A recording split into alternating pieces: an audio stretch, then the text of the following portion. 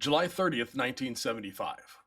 Jimmy Hoffa stands alone, pacing impatiently in a Detroit restaurant parking lot, unaware he's living the final moments of his life. Moments later, he's gone, vanished without a trace. 50 years later, the question remains: what really happened to Jimmy Hoffa?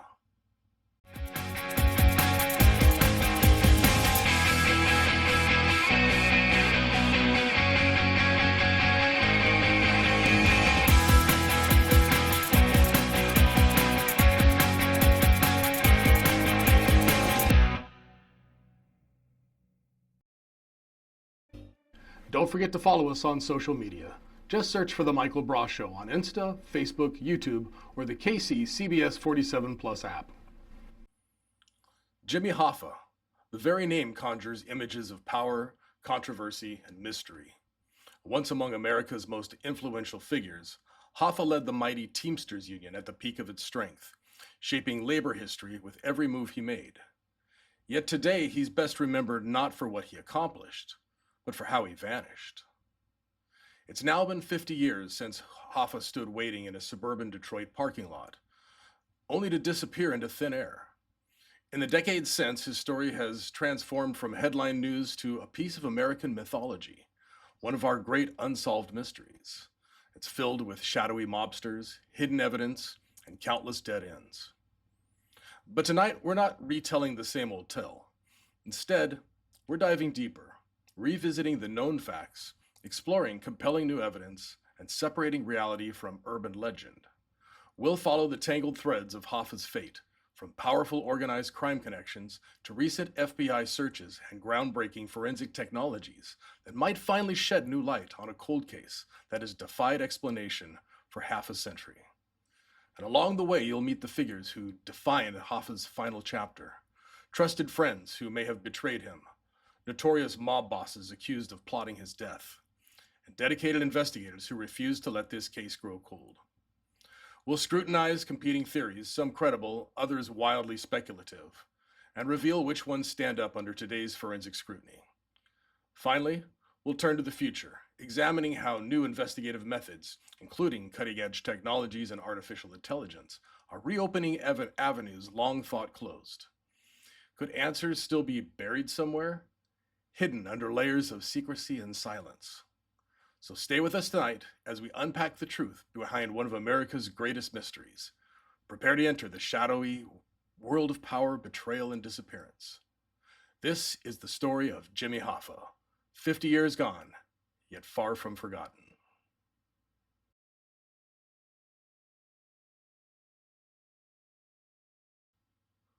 To fully grasp why Jimmy Hoffa's disappearance still captivates us 50 years later, we have to first understand the man himself, the remarkable life he led, and the powerful forces he confronted. James Riddle Hoffa was born on February 14, 1913, in Brazil, Indiana. After losing his coal miner father at a young age, Hoffa and his family moved to Detroit in search of stability and opportunity. But life in Detroit during the Great Depression was hard. Young Jimmy left school at 14 to help support his family, quickly learning tough lessons from Detroit's streets. It was in this gritty working-class environment that Hoffa found his true calling: labor organizing. By 19, Hoffa was already leading strikes at grocery warehouses, fearlessly standing up to management and passionately defending workers' rights. His natural charisma and ability to rally fellow workers quickly caught the attention of union leaders. And Hoffa soon joined the International Brotherhood of Teamsters, rapidly rising through its ranks. By the 1940s, he was a central figure in the union's powerful Detroit Local 299.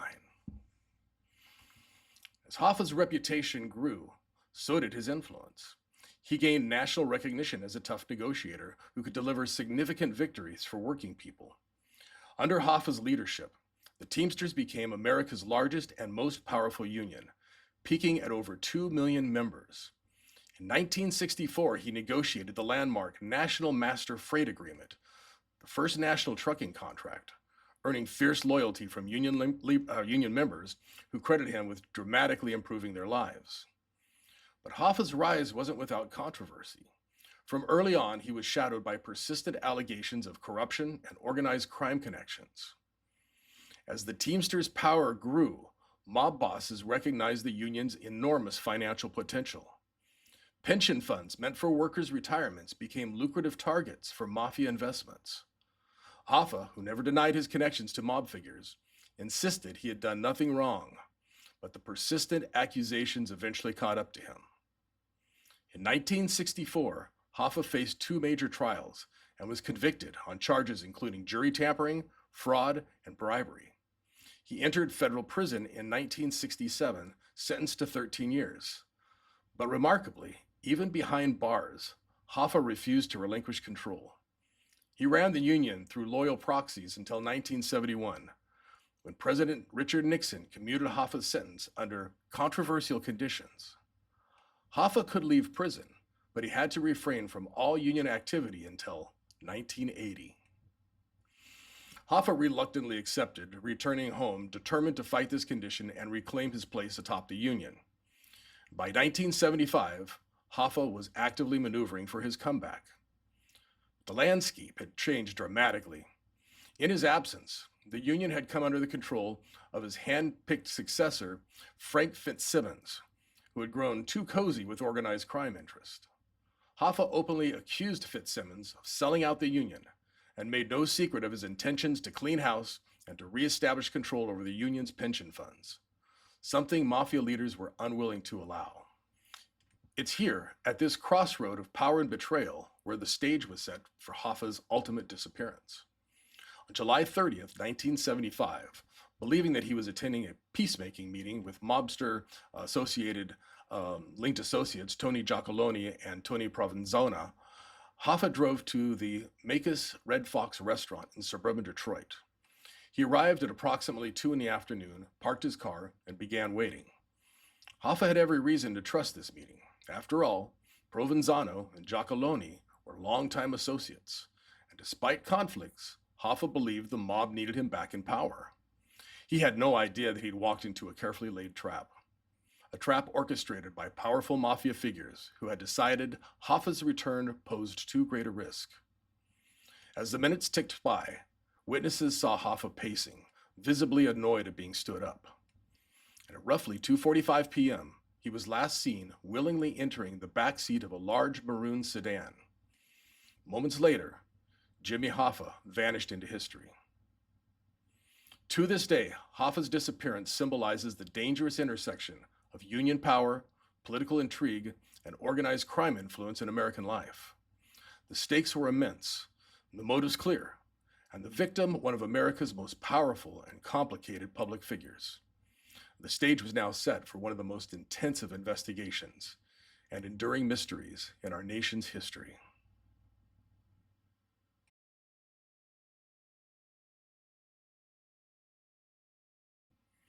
In the early evening of July 30th, 1975, Jimmy Hoffa's wife, Josephine, grew increasingly worried. Her husband had promised he'd be home by 4 o'clock to grill steaks, but hours had passed with no sign of him. Hoffa's absence was completely out of character. Concerned, Josephine began calling close friends and family, hoping someone had heard from Jimmy. Early the next morning, a family friend and local union official named Louis Lintow went to check the Makis Red Fox restaurant, where Hoffa was supposed to meet mob associates Tony Giacoloni and Tony Provenzano. What he found there immediately raised alarms. Hoffa's green Pontiac Granville was parked exactly where he'd left it a day before, unlocked, abandoned, and offering no clues except a pair of Hoffa's gloves laying casually on the back seat. Something was terribly wrong. Local police were quickly notified, and the investigation escalated immediately to involve Michigan State Police and the FBI. Hoffa wasn't just any missing person. He was a nationally known figure whose sudden disappearance could mean foul play involving organized crime, crossing state lines. Federal agents moved swiftly, hoping to pick up a trail before it went cold. Within days, FBI investigators pieced together Hoffa's movement.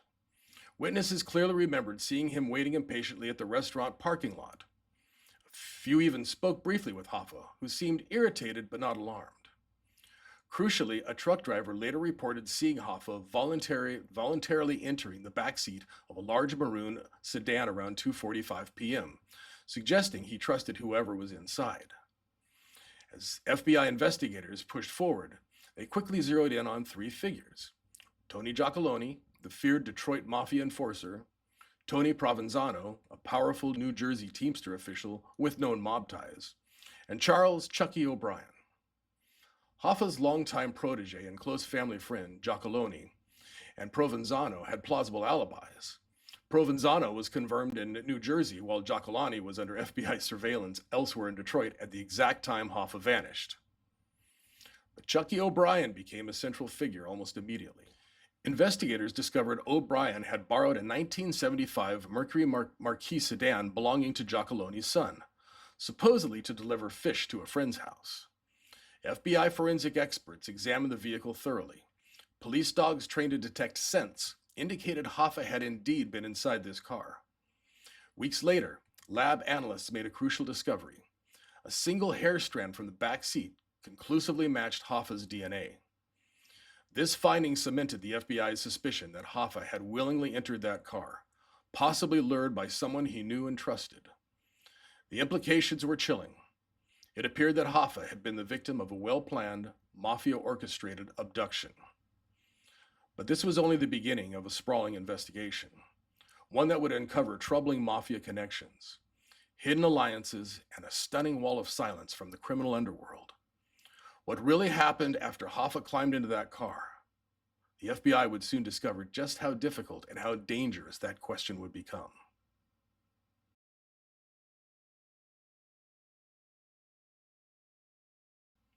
As the FBI intensified its investigation into Jimmy Hoffa's disappearance, they quickly found themselves facing an extraordinary challenge.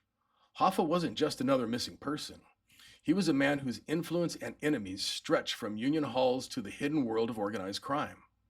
Investigators immediately began interrogating known mob associates connected to Hoffa's inner circle. Early suspicions centered firmly on Tony Giacalone and Tony Provenzano. Hoffa believed he was meeting these men at the Macus Red Fox, yet both denied arranging or attending any meeting. Surveillance records and eyewitnesses supported their alibis. Still, agents remained convinced that even if Giacalone and Provenzano didn't physically abduct Hoffa, they certainly knew more about it than they admitted. Another critical figure emerged: Charles "Chucky" O'Brien. Despite O'Brien's insistence that he was merely running an errand with the Mercury sedan, many investigators and Hoffa's own family believed otherwise. O'Brien, Hoffa's unofficial foster son, had become estranged from Hoffa by the time of his disappearance. Could O'Brien have knowingly or unknowingly played a role in the abduction?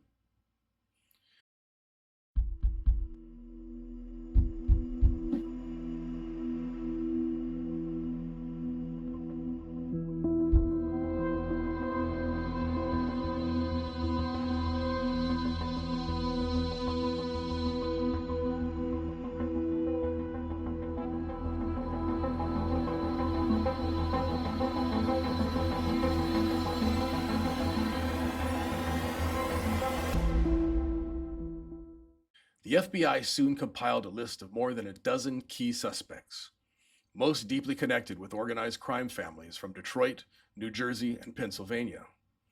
A crucial piece of investigative analysis came in the early 1976, known today as the Hoffa's Memo.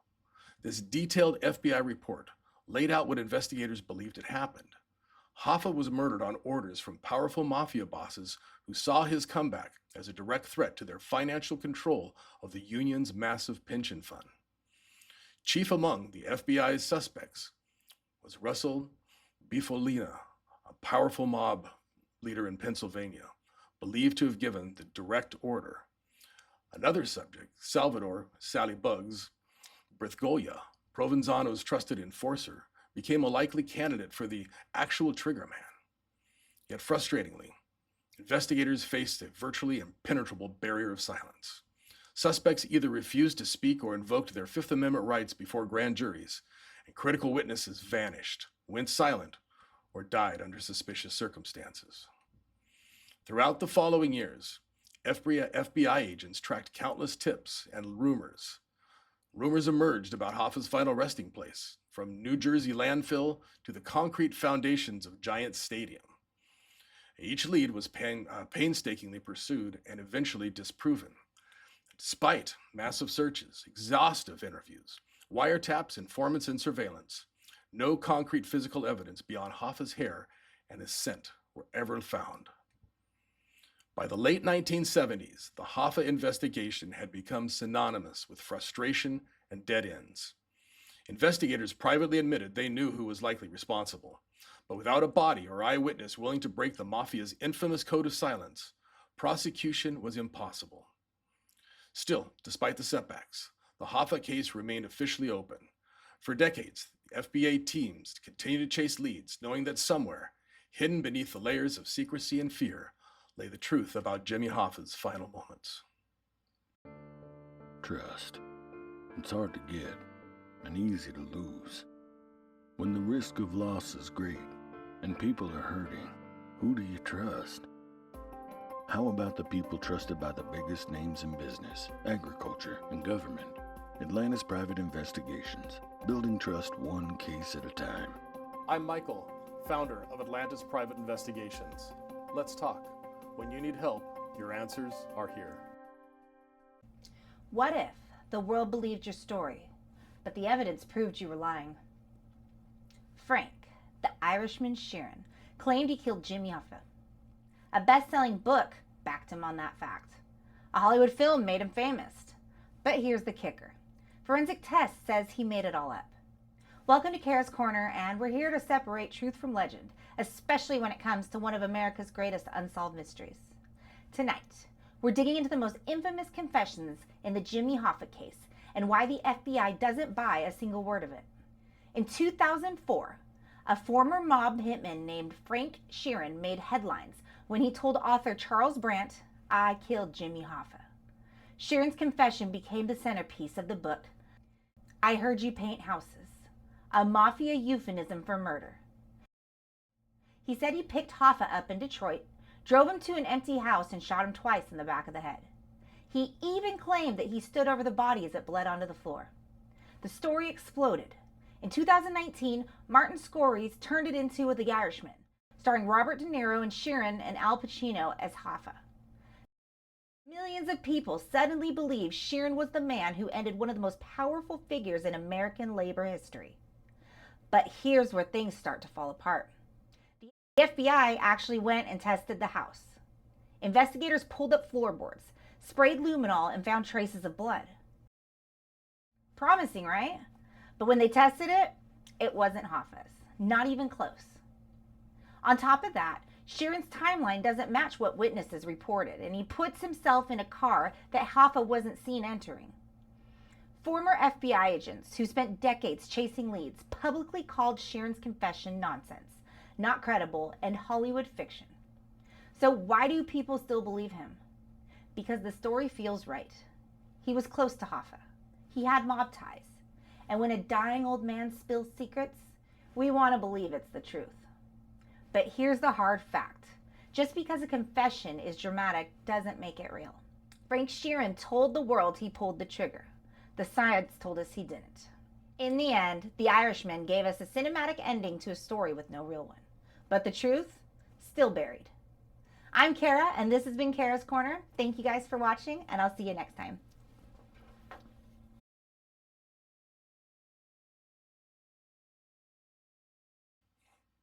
Over the 5 decades since Jimmy Hoffa vanished, countless theories have circulated, each claiming to solve America's most famous cold case. Yet despite all the speculation, 2 dominant narratives have emerged, one rooted firmly in reality, the other entrenched in popular mythology. The most widely accepted theory by law enforcement, journalists, and historians point directly to organized crime.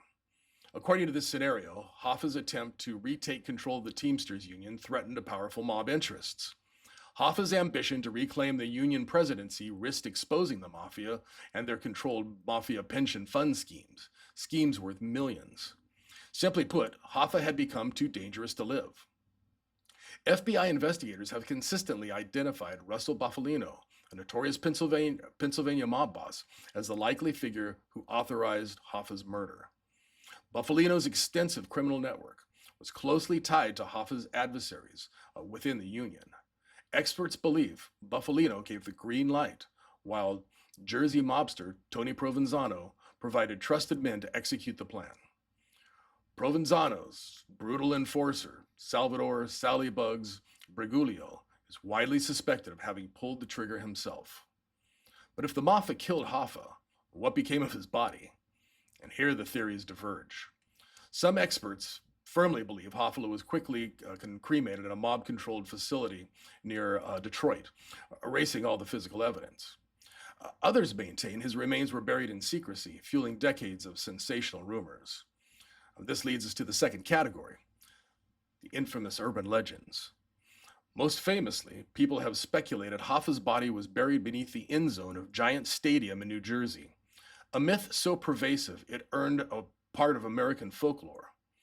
But when the stadium was demolished in 2010, investigators quietly confirmed what the FBI had long suspected. There were no remains beneath that field. The other outlandish, brutal theories claimed Hoffa was encased in concrete within Detroit freeway foundations, or hidden in industrial waste barrels, or dumped in remote landfills. Each of these tips have been exhaustively checked, and each failed to produce any evidence. Ultimately, while dozens of theories have come and gone, one scenario remains consistent and credible. Hoffa was murdered by the mob to permanently silence him. Yet without definite proof, a confession, a witness breaking their silence, or the discovery of new physical evidence, these theories have to remain speculative. So, can modern investigative methods finally transform speculation into fact? Stay with us as we explore how recent breakthroughs and cutting-edge technology might finally shed a new light on a decades-old mystery.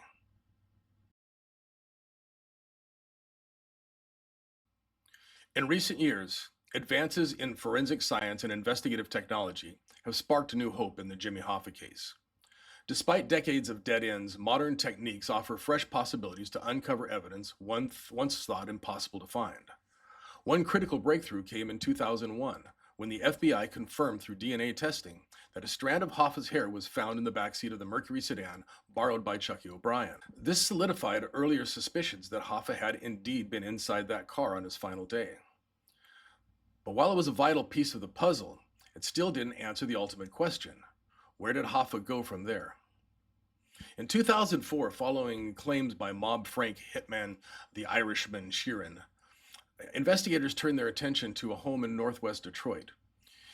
Sheeran had alleged this house was a site where Hoffa was killed. And forensic teams meticulously examined the floorboards and walls using blood detection chemicals. They did find traces of blood, yet subsequent DNA testing conclusively showed the blood wasn't Hoffa's. It was another dead end. Then in 2013, another promising tip emerged from Detroit mob figure Tony Zarelli. He claimed Hoffa was originally buried at a property in Oakland Township, Michigan, shortly after his disappearance. FBI teams, employing ground-penetrating radar and advanced excavation methods, thoroughly combed the area, but again, no remains were found. And then most recently, attention shifted to New Jersey. In late 2021, journalist Dan Molina and a landfill worker's son named Frank Capoca revealed a compelling claim. Hoffa's body had allegedly been buried in a steel drum beneath an industrial landfill near Jersey City's Pulaski Skyway. Acting swiftly on this detailed deathbed confession, the FBI secured a search warrant. Teams conducted intensive radar surveys and carefully excavated the site throughout 2021 and into mid-2022. Once again, despite the high hopes and the rigorous approach, no evidence emerged from this search either. And even with these setbacks, investigators remain optimistic. Cutting-edge technology continues to open new investigative avenues. Advanced ground-penetrating radar, DNA, tracing elements, and AI-driven analysis platforms, like our own MIA, are reshaping what's possible in investigations. Recently, our investigative AI, MIA, reanalyzed decades of FBI case files, informant testimonies, and forensic evidence. Though definitive answers remain elusive, MIA identified several unexplored angles, including industrial crematorium facilities with historical mob connections near Detroit. These facilities, never fully scrutinized in early investigations, could represent a critical next step for investigators. The FBI continues to state that the Hoffa case remains active, affirming they will investigate every credible lead. As forensic tools and AI-driven research continue to advance, the truth about Jimmy Hoffa's fate might yet surface from beneath decades of secrecy and silence. Could modern technology finally break this 50-year-old case wide open? Well, the question remains unanswered. But now, more than ever, there's reason to believe Hoffa's final resting place may still come to light.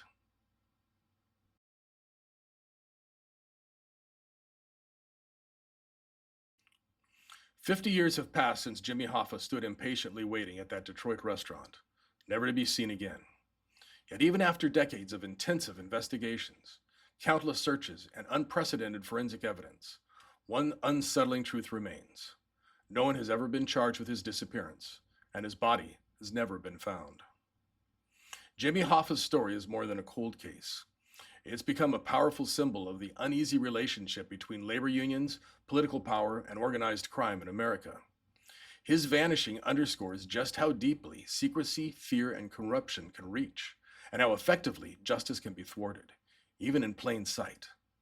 But the story isn't over yet. Modern forensic technologies and investigative methods continue to breathe new life into the Hoffa mystery. Artificial intelligence, groundbreaking forensic tools, and emerging historical insights offer real hope that the truth may someday emerge from the shadows. The FBI still keeps Hoffa's case open, maintaining faith that someone somewhere holds the key to solving this mystery. Perhaps that someone's you, even 50 years later. A crucial piece of evidence or a long-held secret could still change everything. If you have information, however small or seemingly insignificant, you have the power to finally end decades of questions, speculation, and silence. So connect with us on social media, join our conversation, and become part of the search for answers. Jimmy Hoffa's family and history itself deserve closure. It's never too late to uncover the truth. Thank you for joining us tonight on this journey into one of America's greatest mysteries. Until next time, I'm Michael Braa. Good night.